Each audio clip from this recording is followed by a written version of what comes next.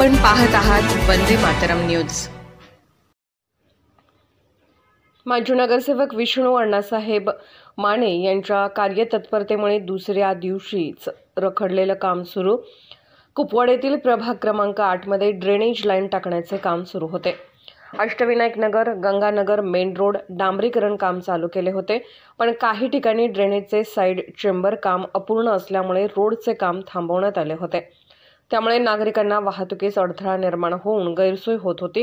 ही बाब माजी नगरसेवक विष्णू अण्णासाहेब माने यांच्या निदर्शनास आल्यानंतर त्यांनी लगेच बंद पडलेल्या कामाच्या ठिकाणी जाऊन श्री रविभाई व रोड कॉन्ट्रॅक्टर गिडवानी यांना बोलावून घेऊन त्या ठिकाणाची कामाची पाहणी करून घेतली। नागरिकांची गैरसोय होत असल्यामुळे लवकरात लवकर साइड चेंबर पूर्ण करून घेण्यास कॉन्ट्रॅक्टरला सूचना दिल्या। त्यानंतर लगेच दुसऱ्या दिवशी रखडलेले साइड चेंबरचे काम सुरू झाले। ऑफिसमधून कागदावर काम करण्यापेक्षा असं रस्त्यावर उतरून काम करणारा नेता पाहिजे, अशी नागरिकांमधून चर्चा सुरू आहे। वंदे मातरम न्यूजसाठी शबीर शेख।